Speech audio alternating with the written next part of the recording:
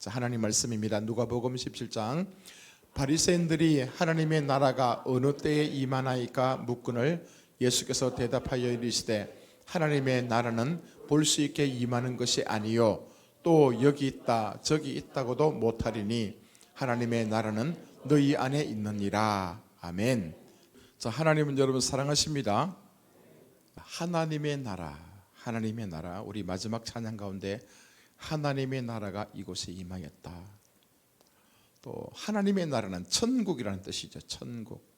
예수님께서도 이 땅에 오셨을 때에 천국이 임했다, 회개하라, 그렇게 말씀하시고 하나님의 나라가 임하게 될 때는 여러 가지 기적들이 나타날 거다, 표적이 나타날 거다.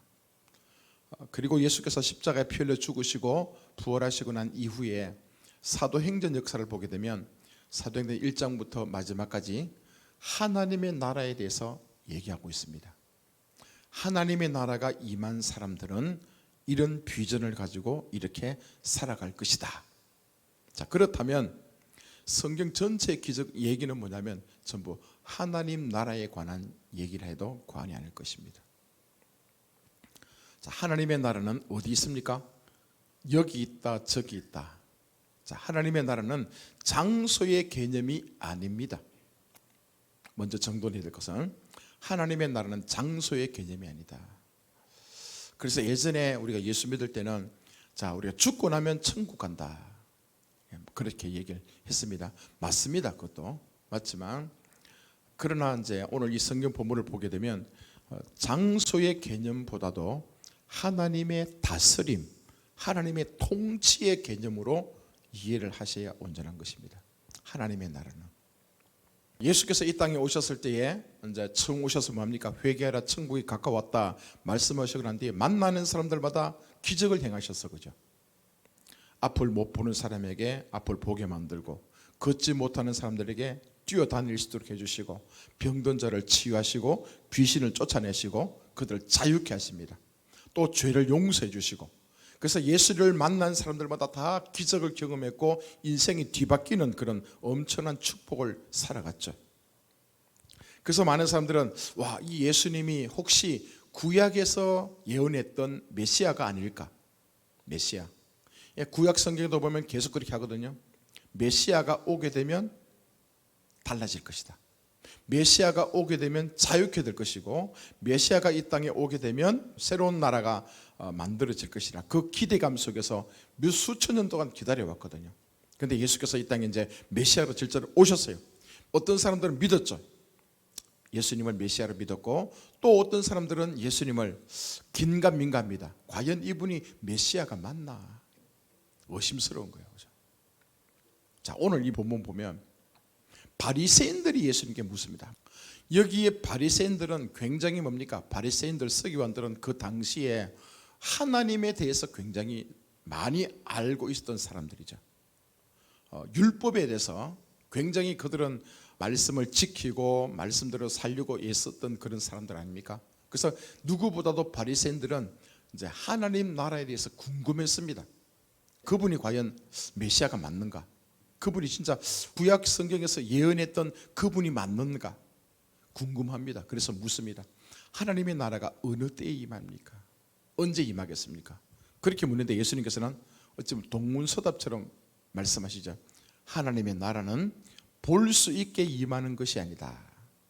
하나님의 나라는 우리 눈에 보이는 것처럼 짠 하고 이렇게 나타나는 게 아니라는 거예요. 그 당시에 바리새인들이 기대했던 하나님의 나라는 뭐냐면, 자, 지금 이스라엘 백성들은 로마의 식민지, 로마의 통치하에 살고 있습니다. 얼마나 그들이 힘들겠습니까?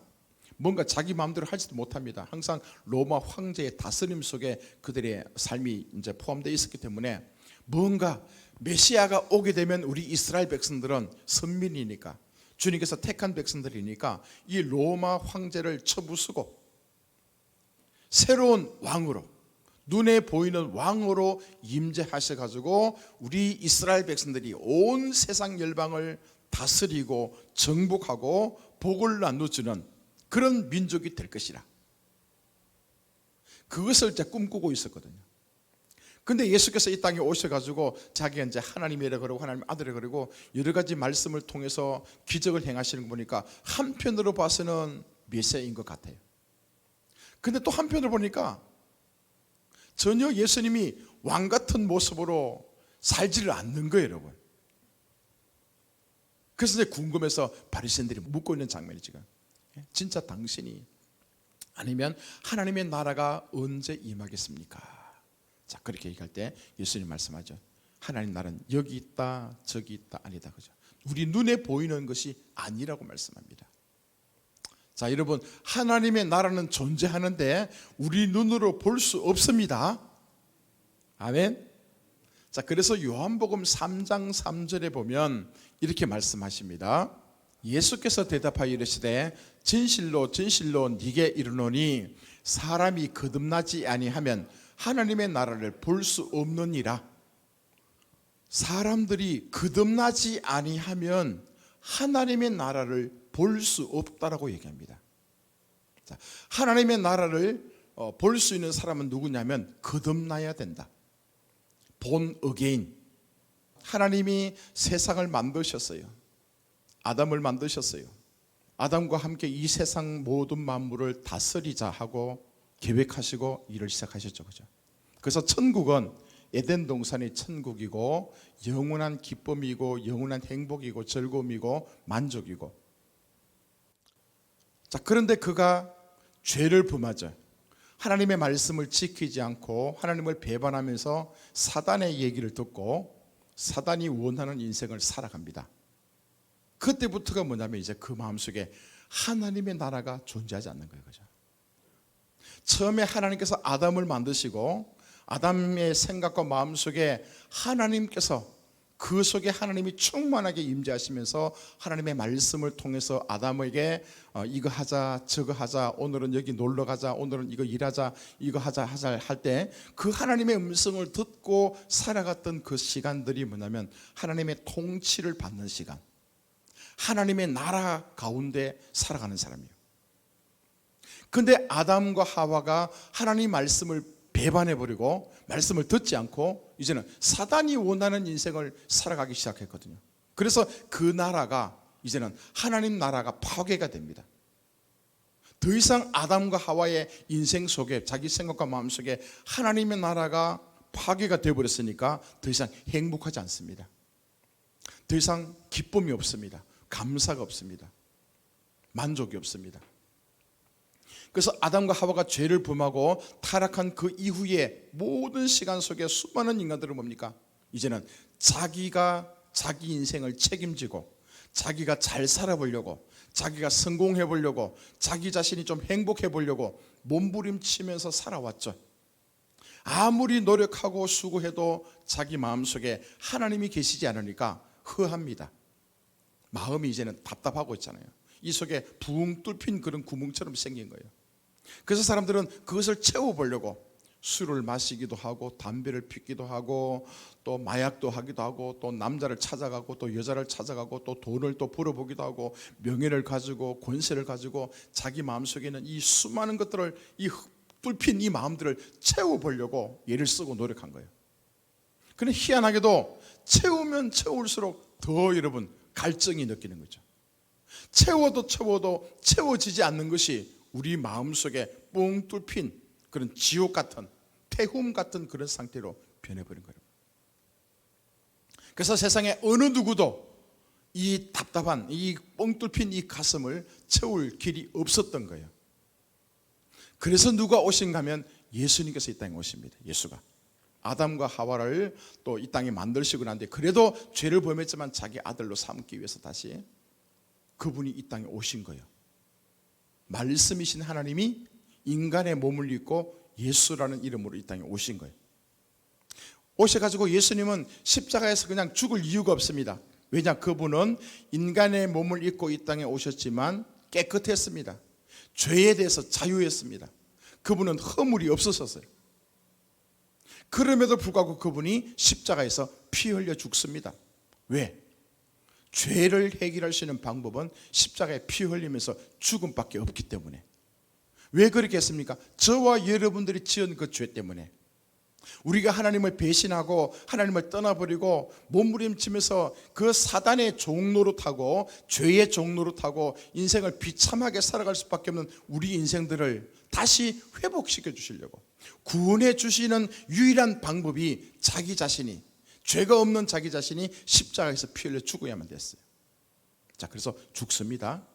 피 흘려 죽고 다시 부활하심으로 말미암아서 이제는 사단 마귀를 제압할 수 있는, 사단 마귀를 완전히 몰아낼 수 있는 그런 근거가 되셨죠.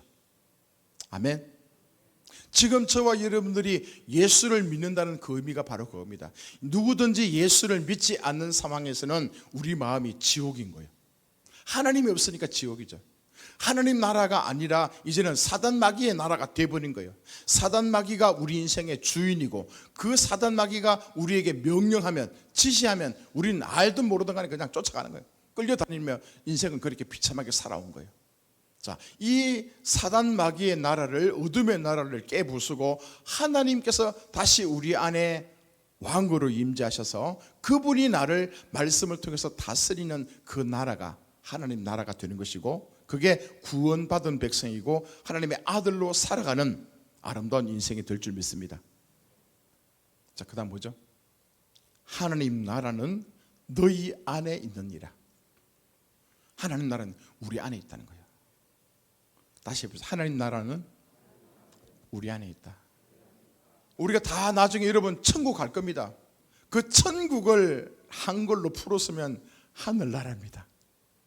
하늘나라를 좀 더 멋지게 만들면 하나님 나라가 천국입니다. 그 하나님 나라 천국이 죽어서도 갈 수 있지만 죽지 않고서도 갈 수 있는 나라가 하늘나라.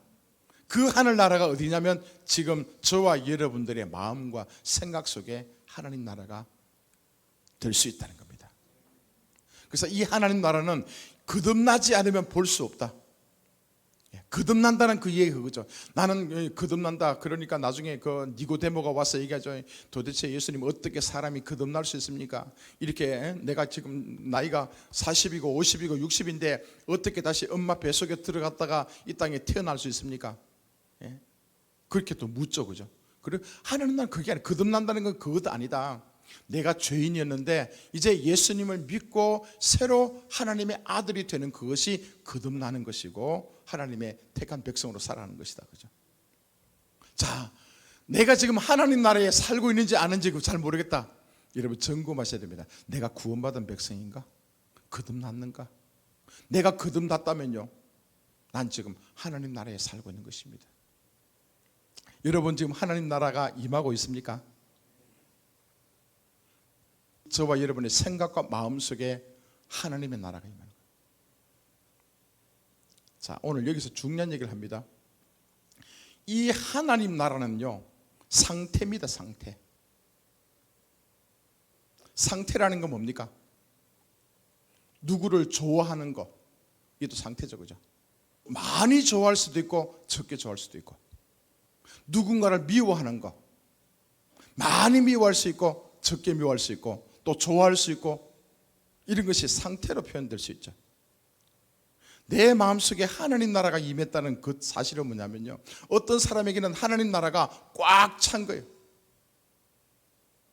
하나님 나라가 꽉 채워졌다는 그 얘기는 뭐냐면 하나님이 내 삶의 왕이시라는 거예요. 하나님 말씀만이 내 인생 가운데 계속 통치되고 다스리고 있는 그 상태가 하나님 나라가 채워진 상태입니다. 우리가 지금 교회 와서 예배 드리고 있지만 어떤 사람들은 이 시간만큼은 그래도 하나님 말씀을 자꾸 듣기 때문에 여러분 생각 속에 하나님이 지금 채워지고 있는 겁니다. 그런데 한 주간 동안 살아가면서 하나님 얘기를 계속 듣지 못하고 세상 얘기 듣고 세상 친구와 놀고 그들과 먹고 마시면서 여러분 하나님을 완전히 잊어버렸다면 여러분 생각과 마음속에는 하나님이 점점 뭡니까? 적어지는 거죠. 하나님 나라 이렇다는 거예요, 여러분. 한번 하나님께서 우리 안에 들어오셔가지고 존재한다, 그걸로 끝나지 않고 들어오셨다면 계속 우리가 해야 되는 그 작업은 뭐냐면요, 하나님 앞에 내 자신을 포기하는 거예요. 하나님이 내 인생의 머리가 되시고 하나님께서 말씀하시는 것을 내가 들을 수 있고 그 말씀을 지키며 하나님과 함께 살아가는 그 인생이 하나님 나라로 충만한 인생입니다. 그래서 껍데기만 교회 왔다 갔다 하면서 여기 나오면 복 주시겠지, 하나님 앞에 뭐 기도하면 복 받겠지, 그거 여러분 잘못된 생각입니다. 진짜 여러분이 하나님의 복을 받을 사람은 어떤 사람인가 하면요, 계속 하나님 말씀을 들어야 돼요. 하나님 말씀을 듣고 난 뒤에 하나님께서 뭐라고 말씀하시면 그 말씀 그대로 지켜 행하며 살아가는 그 인생이 하나님 나라를 누리는 삶입니다. 그래서 교회만 와서 되는 게 아니라고요.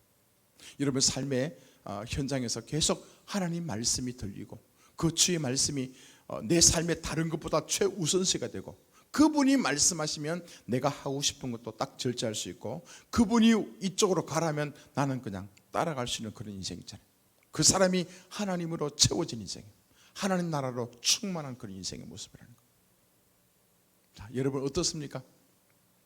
하나님 나라가 여러분 가운데 지금 충만하고 있습니까? 채워지고 있습니까?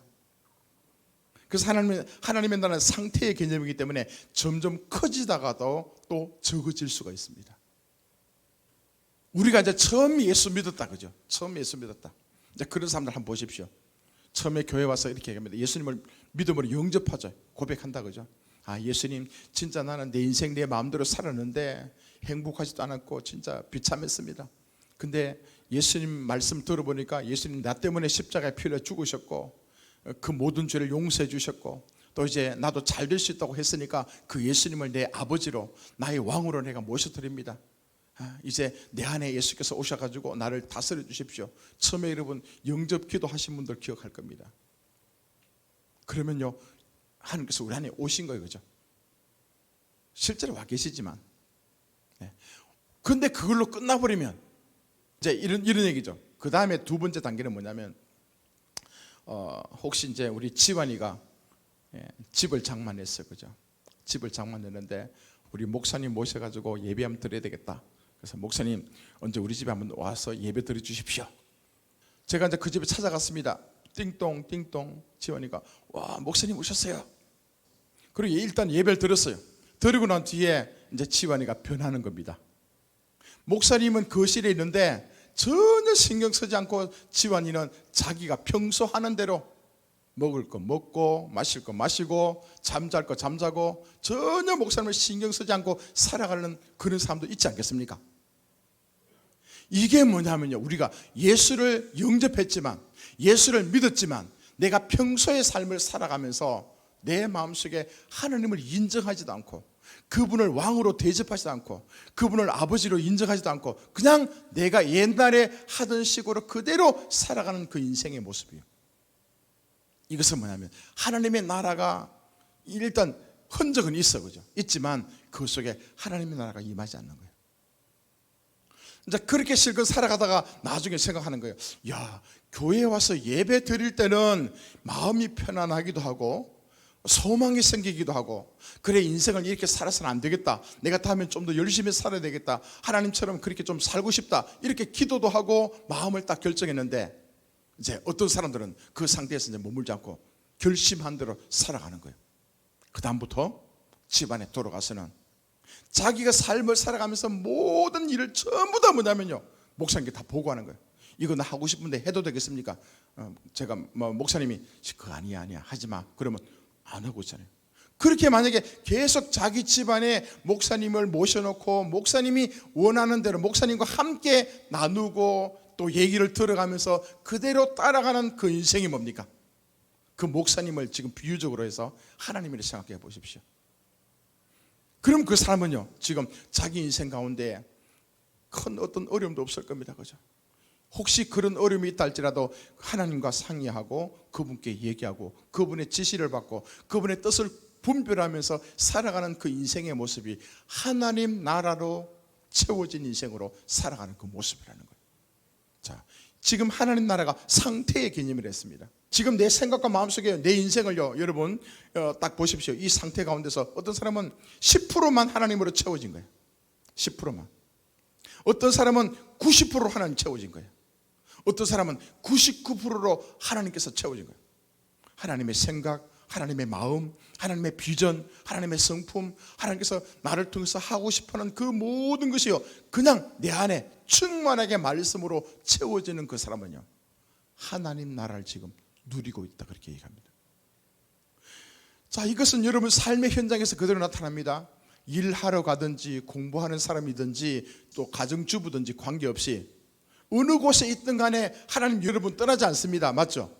여러분 안에 계시니까 생각과 마음속에 계시니까 내가 가는 곳마다 하나님 동행하세요. 그죠? 내가 잠잘 때도 주님 함께 하시고 여러분 성경 볼 때도 함께 하시고 전도할 때도 함께 하시고 설거지할 때도 주님께서 함께 하시고 그러니까 내 마음속에 하나님의 나라 하나님께서 나를 다스리시고 통치하시는 그 나라 속에 살아가는 그 인생은요 기가 막히게 성경은 또 이렇게 표현합니다. 하나님의 나라는 먹는 것과 마시는 것이 아니요 오직 성령 안에 있는 의와 평강과 희락이라. 하나님의 나라는 그죠? 저기 뭐 조천에 있는 뭐 어떤 지역이다 그게 아니고 하나님의 나라는 먹는 것과 마시는 것이 아니라 오직 성령 안에 있는 의와 평강과 희락이라. 의의 의, 하나님의 뜻이요 하나님의 생각과 하나님의 마음, 하나님의 비전, 하나님의 성품, 그게 하나님 뜻 아니겠습니까? 그죠? 하나님의 나라는 그런 것이라는 거예요. 여러분 우리가 하나님을 믿고 난 뒤에 하나님 나라 내가 뭐 오래 살고 건강하고 돈 많이 벌고 지위가 올라가고 명예가 올라가고 이런 차원의 얘기가 아니라는 것이거든요. 하나님 나라는 내 마음속에 하나님 나라가 이루어지기 때문에 하나님의 뜻이 하나님의 그 생명이 하나님의 그 비전이 내 안에서 고스란히 드러나게 되고 내 생각보다도 주님의 그 생각이 더 높아지고 내 뜻보다도 하나님의 뜻이 더 명확하게 세워지게 되고 그게 하나님의 나라의 한 모습이라는 거예요. 그 다음 보십시오. 평강. 주님이 하나님이 내 안에서 자기의 생각과 마음을요 이렇게 드러내기 시작하면 우리 뭡니까? 편안합니다. 근심 걱정 없습니다. 내가 무엇을 먹을까 무엇을 마실까 걱정하지 않습니다. 여러분 다 맡기십시오. 주님 앞에 하나님 지켜주시고 보호해달라 하시고 하나님의 나라가 우리 가운데 온전히 임하게 되면요 기쁩니다. 여러분 걱정이 없으니까 염려가 없으니까 그게 감사가 되고 막 기쁨이 되고 그죠? 그게 사람들 볼 때마다 이쁜 거예요. 그죠? 옛날에는 와, 왜 저 사람은 또 저렇게 저런 악을 저지르냐 저 사람은 왜 죄밖에 안 짓느냐 그렇게 얘기하지만 여러분 내 마음속에 하나님의 나라가 임하게 되면요 그럴 수 있지 뭐 저 사람도 사람인데 어떻게 내 마음에 다 들 수 있습니까?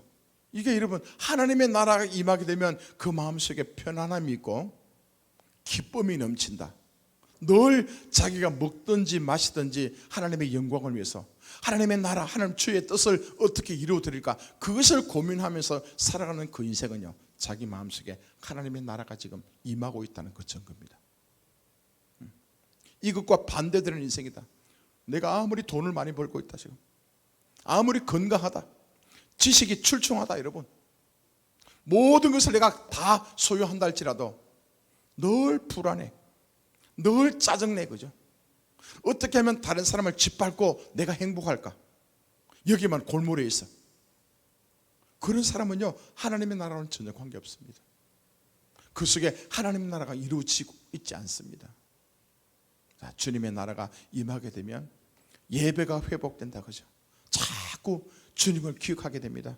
하나님의 이름을 부르게 되고 맞네 주님께서 다스리시네 주님께서 함께 하시니까 난 이제 염려 없네 걱정 없네 더 주님을 내가 의지해야지 그 주님을 내가 더 사랑해야지 그 주께서 원하시는 게 뭘까 주께서 이제 오늘 또 아침에 일어나면서 나에게 생명을 주셨다면 오늘 난 어떻게 살아갈까 오늘 하루 살아가면서 무엇을 하면 어떻게 하면 주님의 마음을 시원케 드릴까 그런 것을 고민하면서 또 뭡니까? 하나님의 시선으로 보게 되면 옛날에 그가 쥐뚱거리고 지금도 잘못되어 있고 죄덩어리 있다 할지라도 그럼에도 불구하고 보면서 맞다 저 사람에게도 예수가 필요하다 그 하나님의 나라가 내 안에 계속 임하게 되면 우리 그렇게 바뀝니다. 이게 내가 바뀌어야지 안 됩니다. 그죠? 절대로 우리 안 바뀝니다. 근데 희한하게 하나님의 거룩한 영이 하나님의 말씀이 내 안에 계속 역사하기 시작하면요 그분이 다스리기 시작하면 나도 모르게 바뀌어요. 하나님의 나라가 임하기 시작하면 하나님께서 우리에게 원하시는 게 있습니다. 남들에게 나눠주는 거죠. 하나님과 우리 사이에서도 원수지간이었던 간에 예수께서 오셔가지고 하나님 나라를 중재하시고 하나님 나라가 우리가 지금 회복됐습니다. 그러면 우리 또한 세상에 있는 사람들 가운데서도 지금 예수를 알지 못해서 지옥에 가고 있고 사망 가운데 어둠 속에 있는 그들의 무리 속에서 주의 복음을 나누고 증거해서 그들이 빛의 나라로 올 수 있도록 우리가 중간에 역할을 해야 되는 거죠.